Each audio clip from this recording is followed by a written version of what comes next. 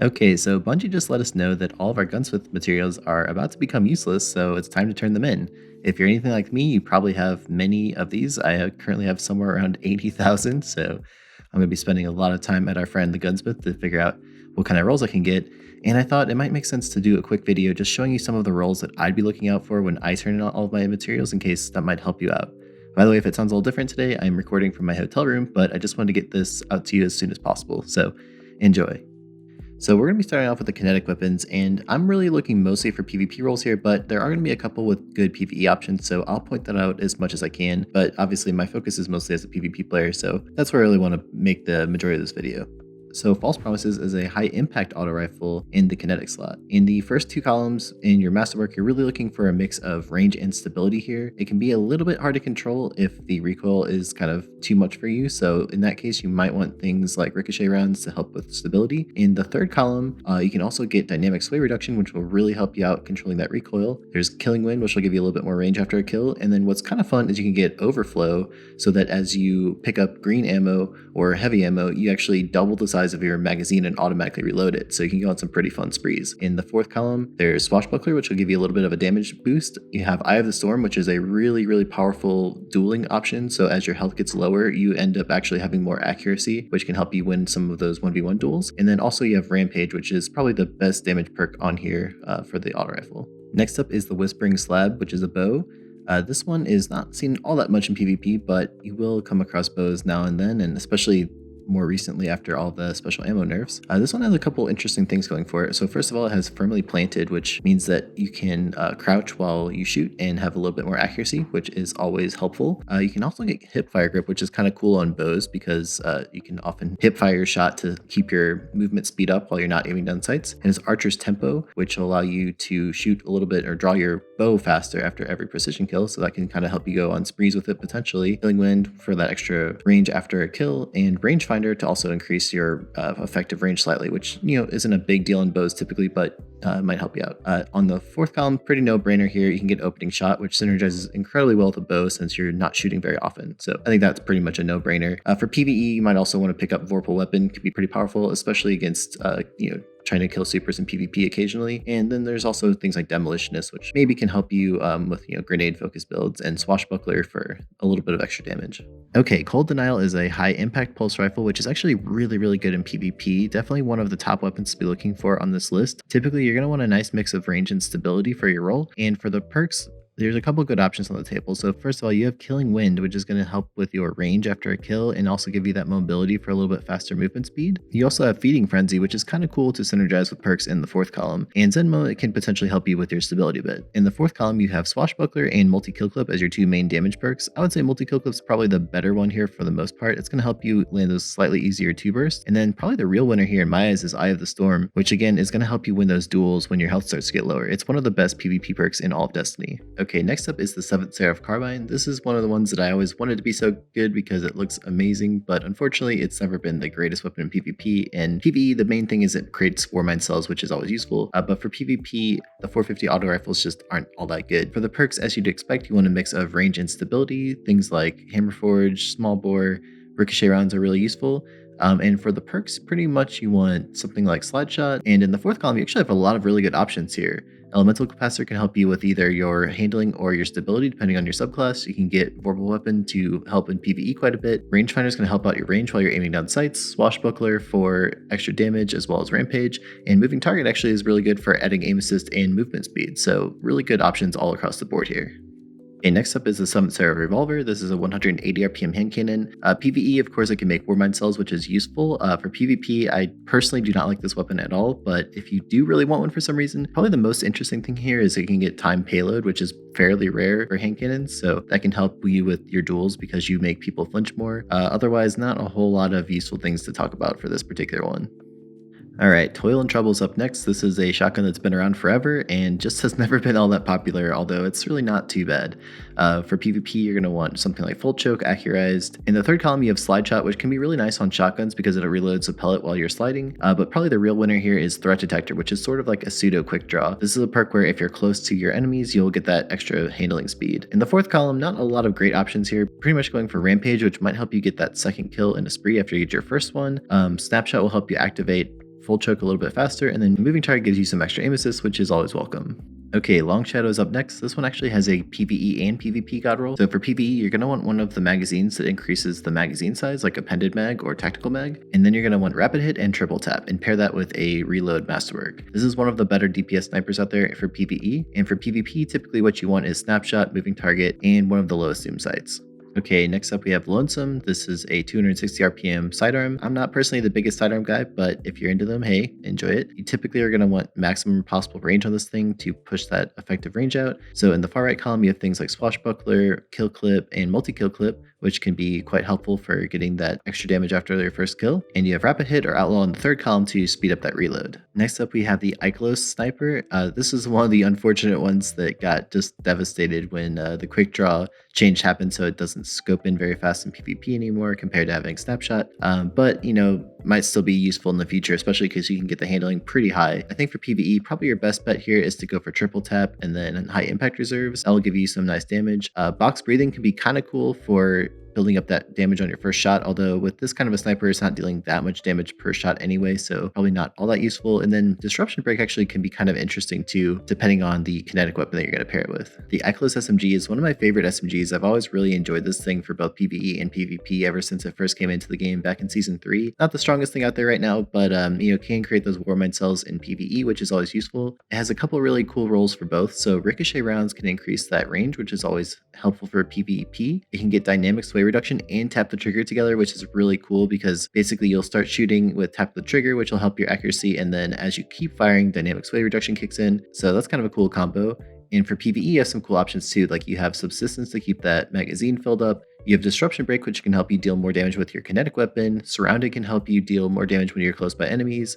Vorpal Weapon is going to be good against those champions and bigger bosses. And Demolitionist is actually really good for different builds that are using your grenade a lot. So kind of cool options all across the board here. Alright, First In, Last Out was probably most known for the double slug meta. It was really good for that, and it still can be pretty powerful. For PvE, you're definitely going to want Assault Mag, Auto-Loading Holster, and Vorpal Weapon. That is just an insanely good combination for this weapon. And for PvP, there's actually a really cool role you can get with Hipfire Grip and Opening Shot, so that you can run around hip-firing people and having really high accuracy, which is pretty cool. You can also, of course, get Slide Shot, which is going to help you in PvP as well, so you don't have to reload quite as much, and you can slide and get that extra range. And Opening Shot is pretty much your guaranteed best go-to for PvP. Alright, Hollow Words is a pretty forgettable fusion in my opinion. I don't really use this thing very much, but for PvP it can get under pressure, which is always useful on a fusion rifle. And for PvE it can get Feeding Frenzy, which is kind of cool for a fusion if you're using it for a lot of ad clear. Lead from Gold can potentially get you a little bit of extra ammo. Not all that useful, but hey, sometimes that comes in handy. And then Vorpal Weapon is probably the big one here, can be really useful against champions and bosses. And it can also get Disruption Break, which we've talked about before, can be pretty useful in certain situations. Alright, the 7th Seraph sidearm is not my favorite weapon out there. I would say generally avoid this thing for PvP. If you really want to use it, you do have a couple options. There's things like Threat Detector, which can help you switch to it more quickly. And I guess you have Vorpal Weapon if you want to try to use it against the super. Probably wouldn't recommend doing that, but hey, it's an option on the table if you're into that. PvE actually can be pretty useful because it can make Warmind cells, which is always useful for different PvE builds. If you're going to go with that, probably Vorpal Weapon and perhaps Demolitionist would be your best combo. There's a couple different options on the table here, but I think that's what I'd be going for. Alright, if you're going for anything on this entire list, this is the one I would be keeping your eyes out for. This is one of my absolute favorite shotguns right now for PvP, the 7th Seraph shotgun. It's a lightweight frame, so you can move really fast with this thing, and it's just super fun. It can get full choke, accurized, quick draw, and snapshot for the roll, and it can also get Vorpal Weapon if you want to kill supers, which is really cool as well. So probably pair this with either a handling or a range masterwork. For PvE, it's useful as well because it can create those Warmind cells. For this, you probably are going to want to go with Vorpal Weapon for the most part. But you can also go potentially Trench Barrel. There's some melee builds that could be useful with that. And Shield Disorient, I don't know, maybe you could find a way to use that. Not something I see people using that much, but I would probably say either Trench or Vorpal, and then Auto-Loading is probably your best bet for the third column. Alright, next up is the 7th Seraph SMG.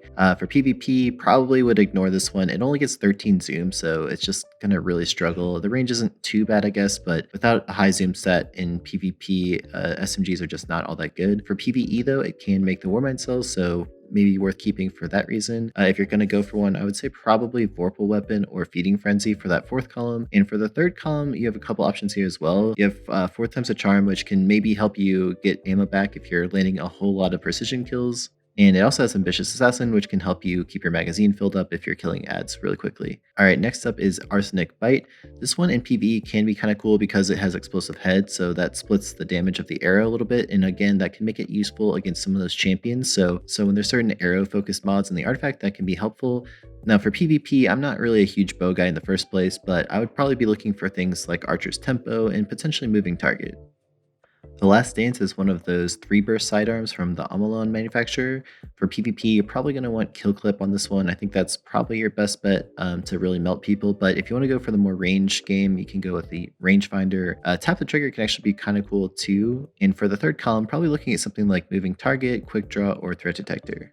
For PvE, it doesn't have a whole lot of great options on the table, but it does have Outlaw and Dragonfly, which is sort of like the original Fatebringer role, so that might be something that's kind of fun to play with. Alright, next up is Wishbringer. This one is a rapid fire shotgun, so for PvP, not the greatest choice right now. Maybe they'll get a buff at some point. If so, you're probably looking for opening shot. For PvE, there's actually quite a few ways to reload this weapon, which is kind of interesting. So you have auto-loading holster, which will automatically reload it whenever it's stowed. You have slide shot to reload by sliding, threat detector to reload whenever enemies are close by, field prep, faster reloading while crouching, pulse monitor, auto-reload when you're weakened, and then Grave Robber auto-reload when you melee. So it's kind of funny, a lot of different ways to reload the shotgun. Overall, probably a more mediocre one though. I wouldn't really waste too much time looking at this one. Alright, last Perdition is a 390 RPM pulse.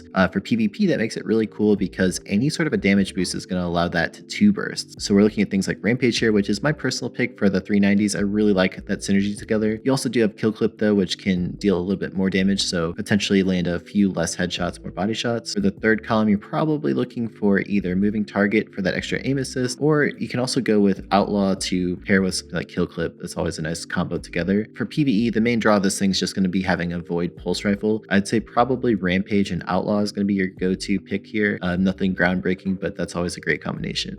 Alright, the menace of Season 10, the Gnawing Hunger. This thing still slaps. It's a fantastic auto rifle. It's one of the ones that I think is pretty underrated in PvP right now, honestly. Every time I use it, I just love how this thing feels. So for PvP, I'm going to go for like a max ranged roll. Typically, I think it's pretty stable. It's not like you need a whole lot of stability to control it. And then I'm personally going to pair that with Tap the Trigger and Kill Clip. I think that combination together is just nasty. You also have options like Rampage and Swashbuckler if you'd rather get your damage perk there. For PvE, I would say probably Rampage and Subsistence might be the best right now. You can also go auto-loading if you really hate reloading your auto rifle.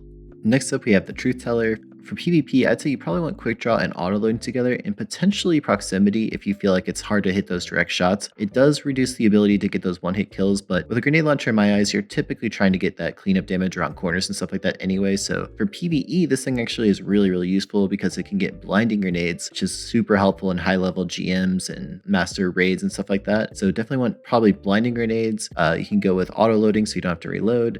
And then on the final column, probably the best option in my eyes would be Disruption Break, so you can deal that extra damage with your kinetic weapon. Okay, next up is Nature of the Beast, the 180 RPM hand cannon. I feel like this is one of the most skippable weapons on this list. For PvP, I suppose Rangefinder is always nice for some extra range, especially on a 180, which can kind of struggle in the range department. For PvE, you do have Dragonfly, which is pretty cool, as well as Subsistence, so probably I would go with those. Alright, next up is the Retrofuturist. This is another lightweight frame shotgun, which has really become popular in PvP lately. This one can get full choke, accurate, quick draw, and snapshot together, which is a fantastic combination. I'd probably pair that with a range masterwork. For PvE, I don't really think there's anything super interesting with this one. It can get Trench Barrel, so maybe if you're running a melee focused build, you can get something cool out of that. And One for All, I don't know, maybe if you have the right situation, that could be useful. But overall, I feel like this is more of a PvP gun. Next up, we have the Eternal Blazon. This one is a 200 RPM scout rifle, so sort of like a Might multi-tool wannabe. This one can actually get Kill Clip and Rapid Hit together, which I think is a pretty cool combination for PvP. And for PvE, there's a couple of cool options as well. There's One for All, which can be pretty useful in the higher level activities where the enemies are really tanky, like Grandmaster Nightfalls, for example. You have Thresh, which can get your super a little bit faster, and Disruption Break can help break those shields so that your kinetic weapons do more damage.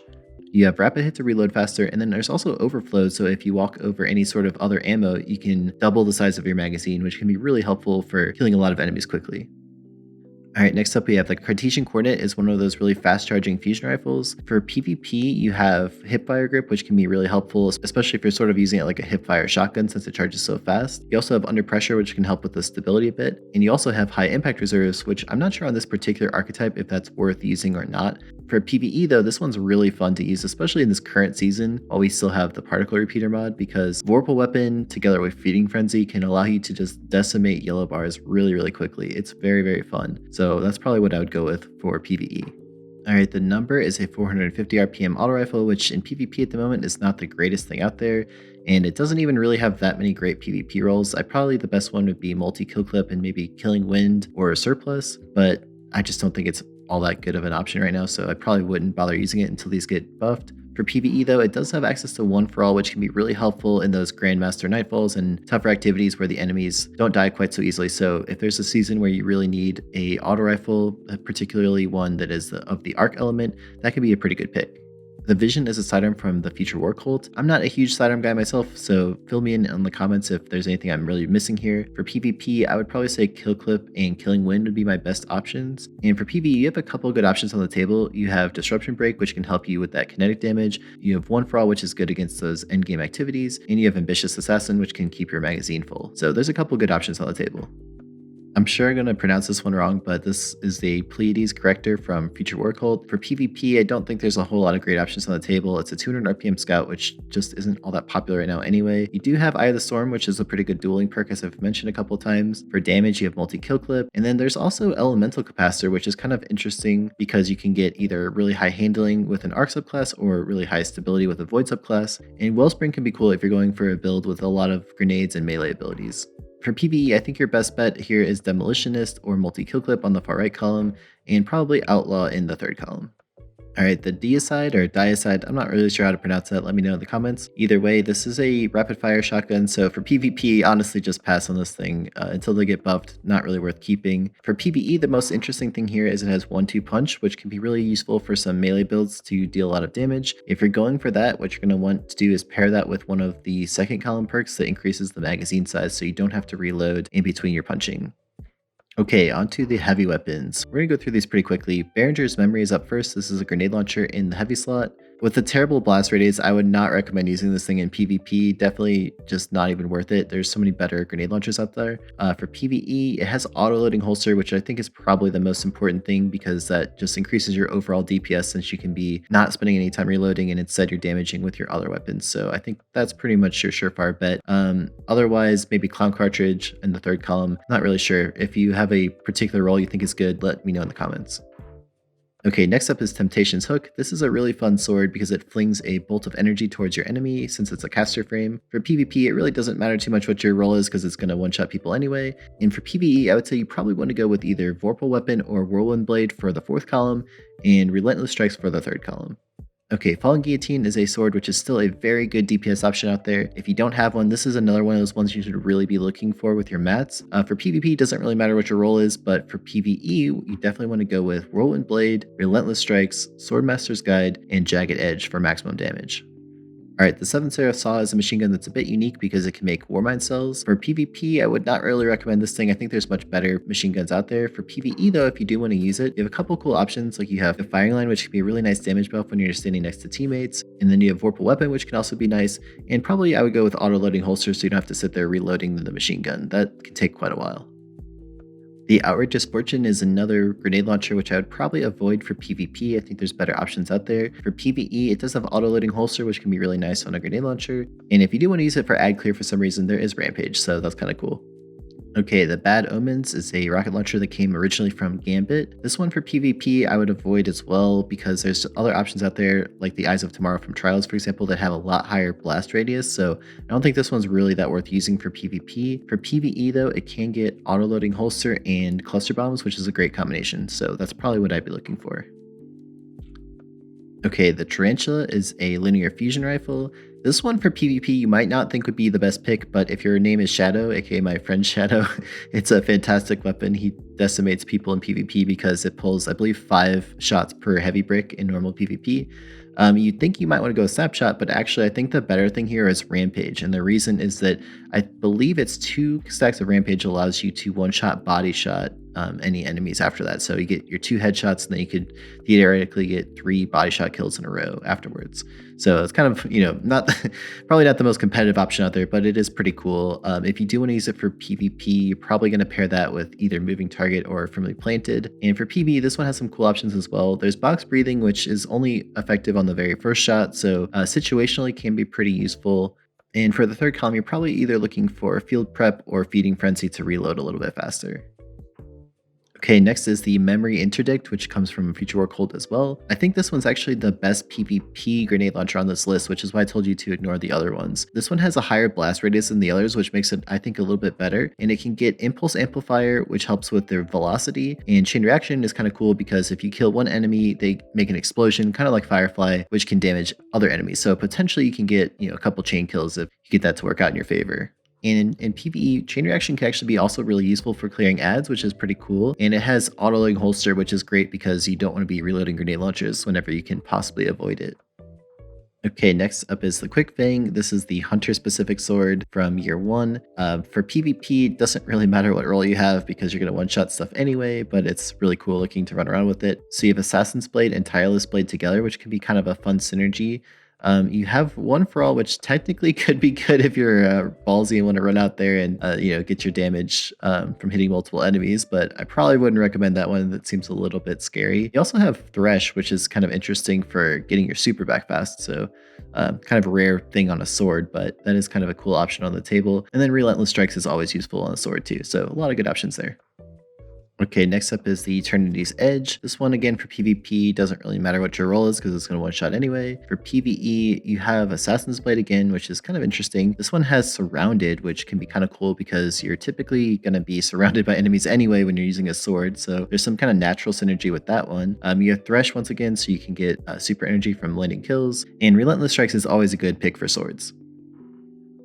And finally, we have the Crown Splitter, which was the old Titan exclusive sword. So this one can get the classic combo of Whirlwind Blade and Relentless Strikes, which is always awesome. It can get Vorpal Weapon, which although was nerfed recently, is still pretty useful for that 10% extra damage. And then Surrounded again is useful sometimes because you're going to be surrounded by a lot of enemies when you're using a sword anyway. So let me know what you think of this list and if there's any ones that you would personally change. I think roles are kind of cool because it's such a subjective thing. I'm of course more of a PvP focused player, so that's kind of where my brain goes to, but I always love learning about new combinations and things that I didn't know about. So if you have any good ones that I missed, please put them in the comments. I'd love to see them from you. And after you finish turning in all of your Gunsmith mats, you're probably going to have an overfilled vault. So if you need some help figuring out your vault, I did a full recording where 3 of my friends helped roast my vault and helped me decide on which weapons to keep and which ones to get rid of. So you might find that interesting as well. It's the video on the top right of your screen and also linked in the description.